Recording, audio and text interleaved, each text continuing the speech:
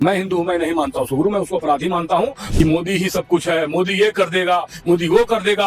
आज हिंदू के सनातन के लाखों छात्र जो सिर्फ मोदी का नाम लेकर धर्म का व्यापार कर रहे हैं, करोड़ों हिंदुओं ने, करोड़ों छात्रों ने वोट किया इंडिया गठबंधन के लिए। हम अयोध्या जीत लिए, हमने चित्रकूट जीत लिया। नमस्कार, इस वक्त हमारे साथ मौजूद है कांग्रेस प्रवक्ता गोपाल जी। गोपाल जी वही आदमी है जिन्होंने ईवीएम हटाओ आंदोलन को लेकर दिल्ली में जंतर मंतर पे काफी मुखर होकर आंदोलन को आगे बढ़ाया था, और अग्निवीर को भी लेकर गोपाल जी जो है हमेशा से मुखर रहे हैं और जो सत्ता में पार्टी है उसके खिलाफ आवाज उठाते रहे हैं। गोपाल जी, आप कांग्रेस से आ रहे हैं और कल मैंने एक वीडियो देखा है जिसमें राहुल गांधी जी का जो पोस्टर है मंदिर के नीचे रखकर, और लोग जो है राहुल गांधी जी के पोस्टर के ऊपर लात रखकर अंदर जा रहे हैं। इस पे आपका क्या कहना है? क्योंकि राहुल गांधी जी ने संसद में शिव भगवान को ऊपर जो कटाक्ष किया था, उनके ऊपर जो बोला था, उसके लेकर सत्ता पक्ष उनके ऊपर हावी हो गया। जी, सबसे बड़ी बात जान लीजिए आप कि जिस नेता को पूरे भारत के लोगों ने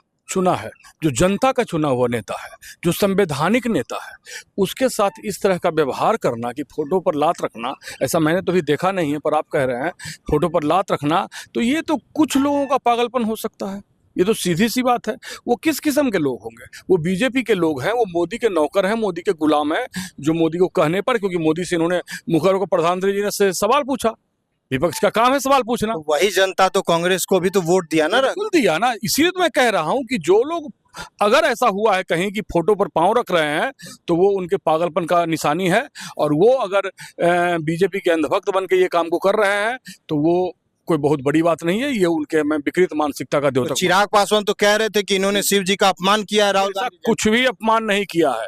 अगर ऐसा अपमान किया होता तो जनता उन्हें नहीं चुनता। आज यूपी में देख लीजिए, जो सबसे बड़ा राज्य है पूरे भारत का, आज इतनी बड़ी मात्रा में हमारी जीत हुई है, इंडिया गठबंधन की जीत हुई है, तो वहां की जनता हमें जिता रही है ना। वहां हमें इतना बड़ा, बीजेपी सेकंड पे चली गई, जो 33 पे चली गई, जो कभी 68-70 पे हुआ करता है। तो ये आज आप जान लीजिए कि झूठ की उम्र लंबी नहीं होती है। आप राम को नहीं लाए हैं, राम ने सबको लाया। अच्छा, भगवान राम ने सबको लाया है। अगर कोई ये दावा करता है, धर्म की आड़ करता है, धर्म का व्यापारी करता है, सबसे बड़ा एग्जांपल आप हाथरस देख लीजिए। अभी 500 लोग हिंदू के महिला और बच्चे मरे हैं, 500 के आसपास लगभग। उसके बाद भी उस बाबा को बचाया जा रहा है। तो आपको क्या लगता है कि वो बाबा हिंदू धर्म का गुरु है? मैं हिंदू हूं, मैं नहीं मानता उसको गुरु, मैं उसको अपराधी मानता हूं, और उसको सजा मिलना चाहिए कि किस तरह से वो धर्म का व्यापार कर रहा है। लेकिन कौन लोग बचा रहे हैं?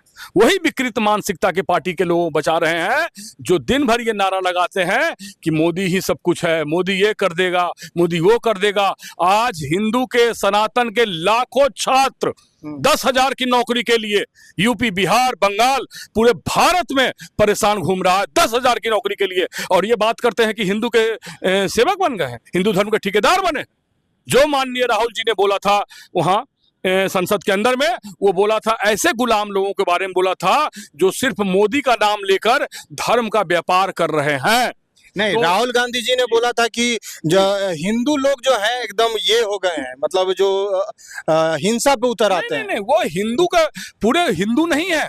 वो बताया कि जो बीजेपी के जो साथ जो लोग खड़े हैं, अगर वो हिंदू को हिंसा से जोड़ते हैं तो ये हिंदू का स्वभाव नहीं है। पूरा बीजेपी हिंदू नहीं है, बीजेपी हिंदू का ठेकेदार नहीं है। करोड़ों हिंदुओं ने, करोड़ों छात्रों ने वोट किया इंडिया गठबंधन के लिए, करोड़ों। हम अयोध्या जीत लिए, हमने चित्रकूट जीत लिया, हमने इलाहाबाद जीत लिया, प्रयागराज जीत लिया, हमने रामेश्वरम जीत लिया, हमने नासिक जीत लिया, हमने रामटेक जीत लिया, सब जीत लिया। तो शर्म नहीं आता है प्रधानमंत्री मोदी को? और इसी यूपी की जनता में जो उनको 1.5 लाख वोट से जिताया गया प्रधानमंत्री को, और श्री राहुल गांधी जी 4 लाख वोट से जीता है। तो शर्म अब क्या करेंगे? अब कौन किस हालत में खड़ा है, यूपी का असली बेटा कौन है, ये जनता जान रही है। तो अब ईवीएम ठीक है? ईवीएम ठीक नहीं है। नहीं, अगर मान लीजिए वोट आप लोग को मिला, तो आप मान लीजिए आप लोग ईवीएम के खिलाफ आवाज उठा रहे थे। आवाज अभी भी उठेगा। मेरा कहना है ये, मैं और अपनी टीम से, मैं भानु प्रताप जी से बात कर रहा हूं कि ईवीएम हटाने में हम लगे हुए हैं। अच्छा। बात ये नहीं है कि ईवीएम क्या हो रहा है, ईवीएम अच्छा रिजल्ट दे रहा है, लेकिन वो ट्रांसपेरेंट नहीं है। हमने बटन दबाया, अभी भी आप लोग नहीं मान रहे? बिल्कुल। अच्छा, बिल्कुल, वो टेक्निकली ट्रांसपेरेंट नहीं है। हमारी मांग अभी भी है कि ईवीएम हटा दिया जाए और उसके बदले बैलेट पेपर ला दिया जाए, जिससे कम से कम स्वच्छ चुनाव की गारंटी हो सके। अच्छा, जी, ये लोग तो एक चुनाव लाने का तैयारी में है। कौन? ये जो सत्ता में पार्टी है, अरे मतलब ये साल में एक ही बार चुनाव अब ये रहेंगे तब ना। अभी तो फिलहाल यही लोग हैं। कुछ तो रखा है, तो आधे पे तो हम भी हैं।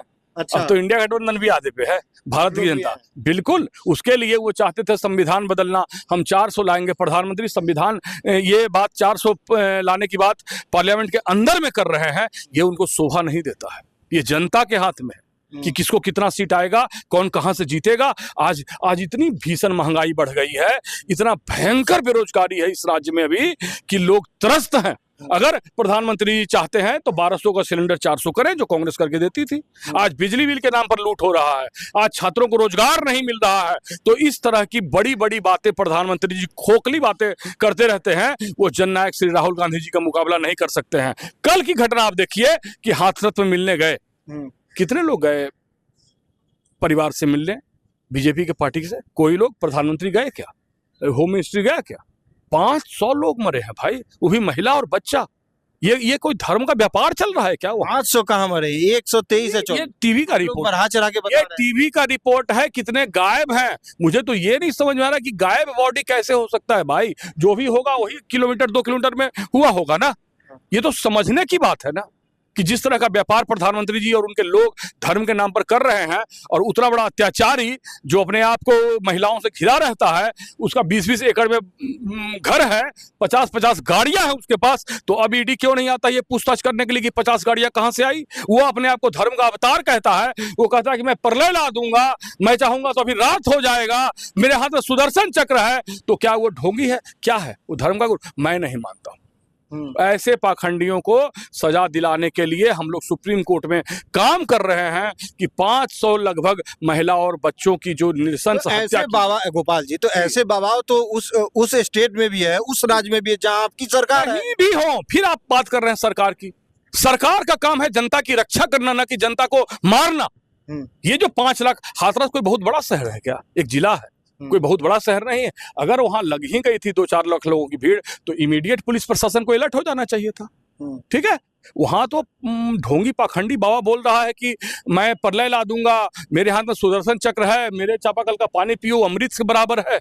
इस तरह की झूठी बातें करके भोली भाली जनता को मूर्ख बना रहा है। और उसके बाद वो चुपचाप अपनी गाड़ी से निकलता है, और जब उसके हजारों सेवक उसके पीछे भागते हैं ये दिखाने के लिए कि बाबा बहुत प्रतापी हैं, तो इसी भगदड़ में हजारों लोगों की जान गई है। ये चैलेंज कर रहा हूं मैं, ये वीडियो उपलब्ध है मार्केट में कि जब उसके हजारों नौकर उसके पीछे दौड़ते हैं कि बाबा बहुत प्रतापी बाबा है, सब उनके पीछे दौड़ रहा है, तो जनता में भगदड़ मच गया। कौन जिम्मेदार है इसके लिए? कोई बाहर का फोर्स है क्या इसके पीछे? एक अनपढ़ बाबा, एक जाहिल बाबा, वो कहीं से भी हिंदू का धर्म का गुरु नहीं हो सकता। मैं नहीं मानता। मैं गोपाल कृष्ण इस बात को मानने से इनकार कर रहा हूं कि वो धर्म का सेवक है। धर्म का सेवक होता है वही, और यही चीज श्री राहुल गांधी जी ने बोला कि आप धर्म का व्यापार मत कीजिए। मणिपुर में मिलने गए, आज आसाम में बाढ़ पीड़ित से मिलने गए, और प्रधानमंत्री फॉरेन ट्रिप पर है। आप समझिए कि देश की जनता क्या है। प्रधानमंत्री का डंका विदेश में बज रहा है, तो विदेश में जाए प्रधानमंत्री बने। इस देश में तो उनका डंका है नहीं, तो मतलब क्या विदेश में जाना छोड़ दे? और नहीं, तो विदेश ही जाए ना फिर। अच्छा, हाँ, तो देश की जनता को, लड़का युवक को रोजगार कहां से मिलेगा? ये जो लाखों लाख युवक 10,000 15,000 का रोजगार मांग रहा है, आप पूरे करोड़ों अरबों खरबों बैंक का अपने उद्योगपति मित्रों का माफ कर देते हैं, और जब किसान का पैसा कुछ रुपया मांग करने के लिए बोलता है तो आपको बहुत तकलीफ होती है। तो इस तरह की विडंबना को कौन जवाब देगा? आप किसानों के लिए रोड पर दीवार बिछाते हैं, आप रोड पर कील लगाते हैं, और जो करोड़ों अरबों लोग जो गुजरात के व्यापारी जो विदेश भाग गए, नीरव मोदी और ऐसे हजारों लोग, मेहुल चौकसी और ऐसे हजारों लोग, इसका जिम्मेदार कौन होगा? आप इस वीडियो के बारे में क्या सोचते हैं? कमेंट सेक्शन में हमें जरूर बताएं, और अगर आपको हमारा काम पसंद आता है तो YouTube पे जासूस बाबा चैनल को सब्सक्राइब करें। धन्यवाद।